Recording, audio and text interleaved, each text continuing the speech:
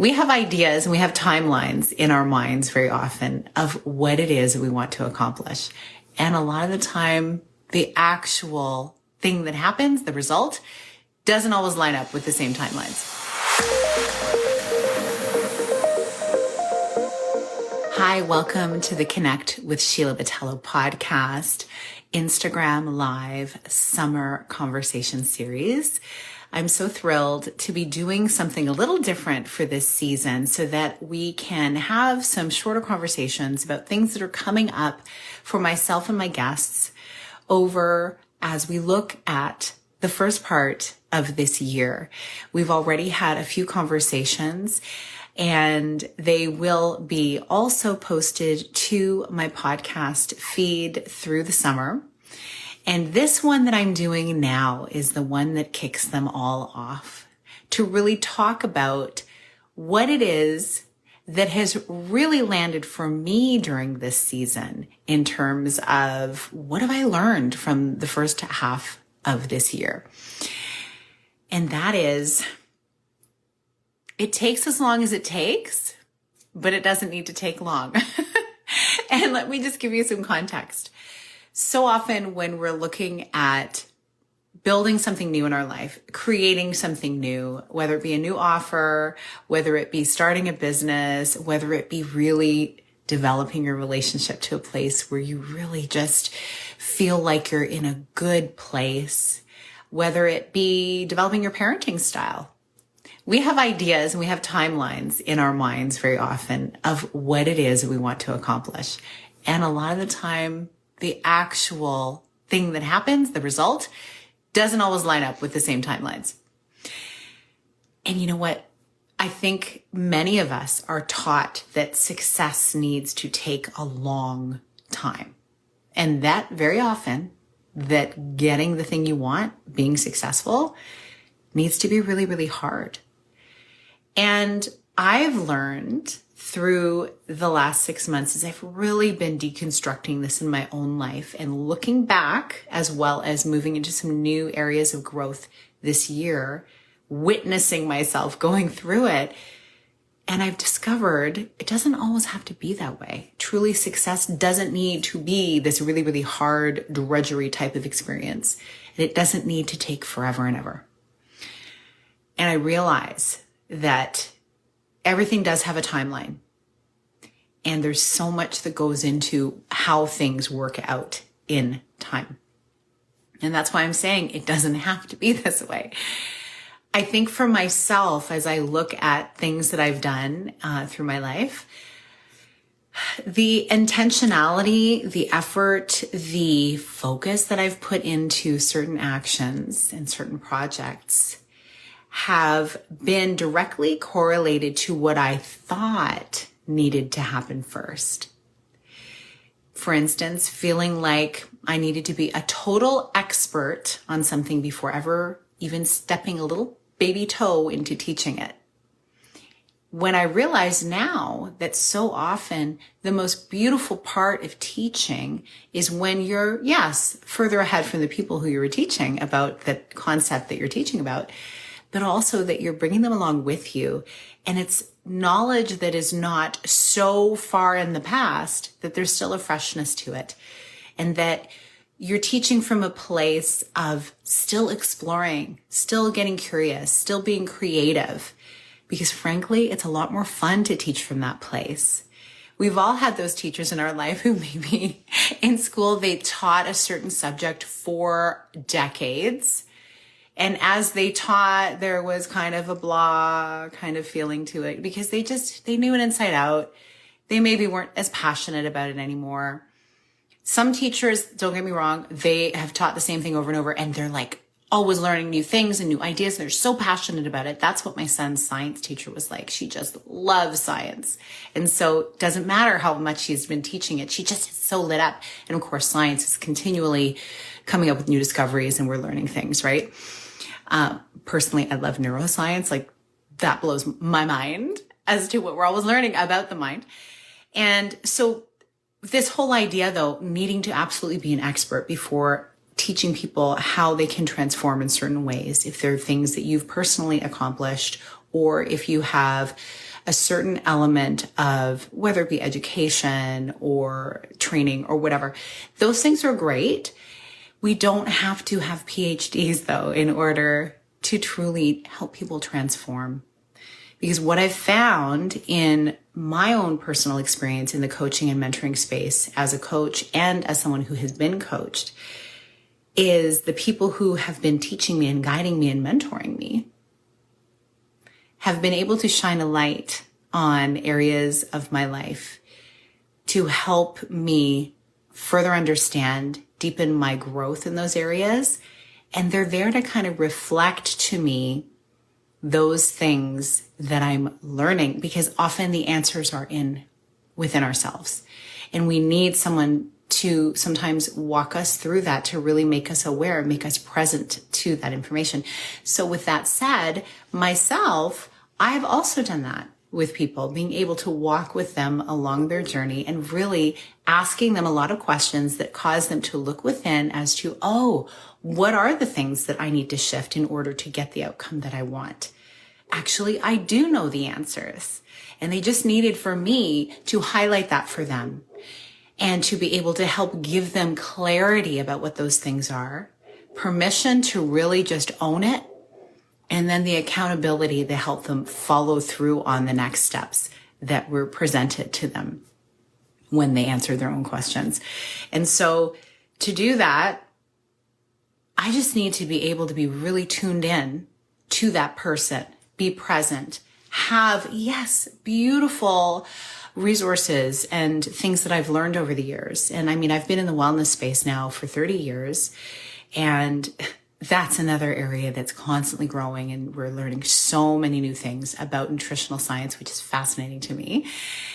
And also, like I mentioned, neuroscience and the way it's all connected, our nervous systems, the whole way society operates. And now as technology continues to change, and now AI is coming in, and all of these different elements that are impacting our daily life, now we can see how is it starting to impact our mental health? How is it starting to impact our physical health, our belief in ourselves?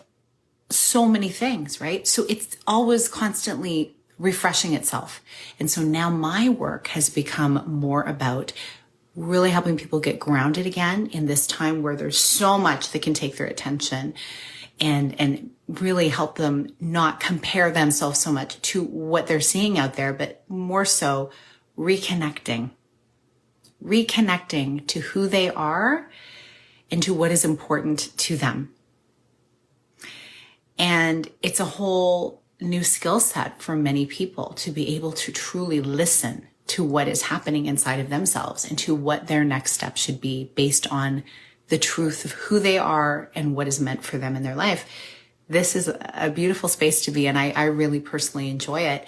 And what I've learned is I can be in the moment as I am guiding people through, and I don't need to be that far ahead. And so it's just, this is one example for you to look at your own life and see, where are you holding back, and where have you been holding back, waiting for the perfect time, the perfect amount of education or experience before you really move forward in that thing that you're passionate about.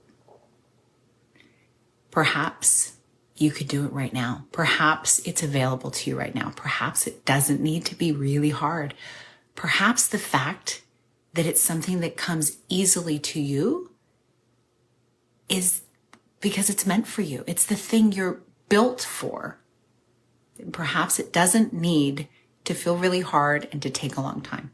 I just want to invite you to consider some of these things. So think about, what are the things that you feel like are a long way off? Is it really true that it's a long way off? And why do you feel like you believe that? For me, I know it was my upbringing. It was what was modeled for me, what I saw, what I heard. And, being a young woman born in the 70s and coming up through that time where there's a lot of change going on for women, certainly. And there was a lot that was just expected, that was inherent in being a woman as well. And one of those things was to not stand out and don't be too high on yourself and modesty, which these modesty, beautiful quality. But I think what ended up happening is, for me and so many women that I know, we put that at such a high bar in terms of importance in our life that it became impossible to actually even accept a compliment, right? And so then to be able to step out and do something you're really passionate about feels really, really scary. And so it's taken me years to work through a lot of those things, and so many of the women in my world as well. And it's so beautiful to be at this place where we can be having conversations like this about it. And what really brought this up for me, this whole conversation about, does it need to take forever? Does it need to be really hard?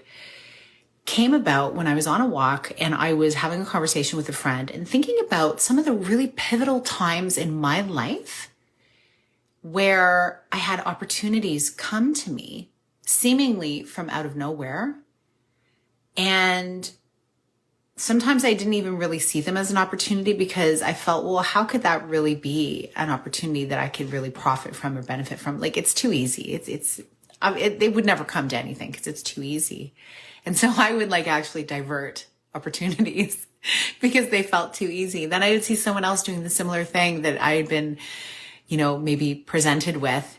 And I'm like, but look what they're doing. They're creating a huge, beautiful business. What? How'd that happen? So I started to tune in. Wait a second. Maybe there's something to this. And as I look back at all of the really, truly important pivotal points in my life, I see that very often it wasn't so much that I was working so hard to get those opportunities. It was that I was showing up, I was present, and I was just open and I was available for them when they landed. And then I got to choose, yay or nay. Do I want to do this? Don't I want to do this? And I went with my intuition for those things that felt like a yes. And they turned out really well. Some things that felt like a yes immediately may have started pretty well, and then they kind of diverted and maybe a door closed. But had I not taken that step, I would never have learned the thing, met the person, been placed into that atmosphere to receive yet the next opportunity. Is this making sense?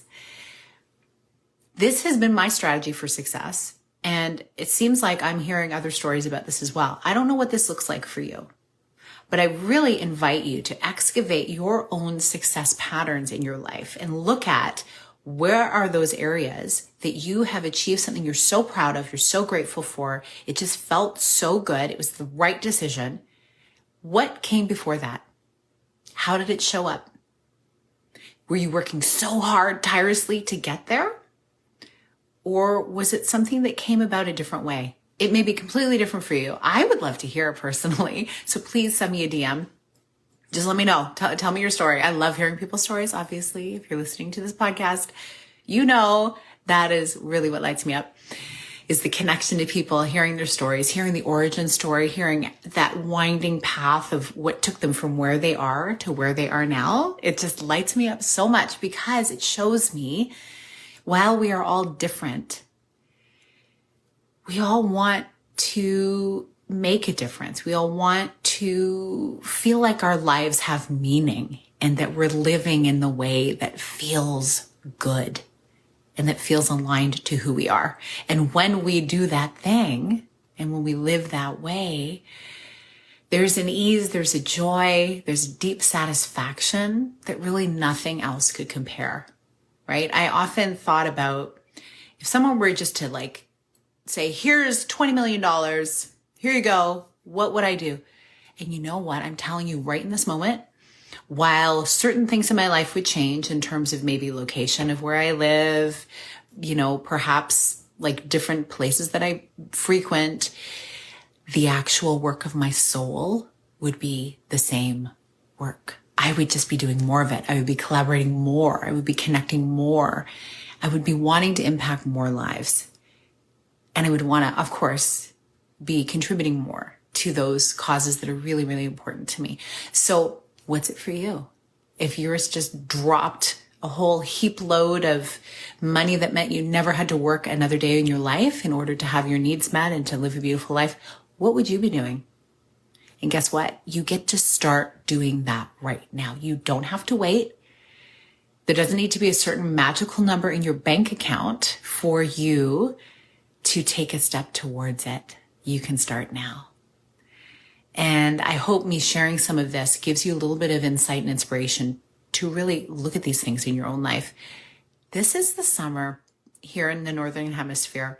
This season here, or whether it's winter if you're on the other side of the world, we're in a new era in time. We'll never get this time again. How are we going to make it count? It's exciting when you think about what you can do. There's endless possibilities for you. And I just want to remind you, like, you are magic. You are here for a reason. We need you. We need all of you to just live the life you're meant to live, because who knows what beautiful impact that you're going to make. And as always, I invite you to be going about these things with a sense of ease, caring for yourself, the whole self-care strategy of doing what lights you up without burning out is very real. I live by it and I guide people in it. And if you want to know how to truly tap into that, I invite you to go check out this season's self-care app. I have a cyclical self-care primer in there. It's part of the free version of the app that you can walk through in a 1-week period to guide you into finding your best way of living and working and following your creativity based on your own energetic patterns and your cyclical rhythms. It's really cool. It's something that's been really defining how I live my life and those around me. And I'm really grateful for it. So go check that out. If you're listening, you'll see it at the link in the show notes. If you're watching this here, you'll see it at the link in my bio on Instagram. I'm really grateful for you. I hope that you really, really feel into this idea that is the truth. It doesn't have to be hard. There's a reason why we're taught that it is. And it's because many parts of society maybe don't want us to rise and to really make our impact because it's harder to control that, right? So think about what that looks like for you. You get to do it your way. And I am cheering you on in whatever it is that you end up doing. Thank you so much for listening. Thank you for being here. I appreciate you. And I hope you have a beautiful rest of your week. We'll see you on another either mini-sode on Mondays or another Instagram live conversation with one of my people who I enjoy so much in my community. Have a beautiful rest of your day. Big blessings.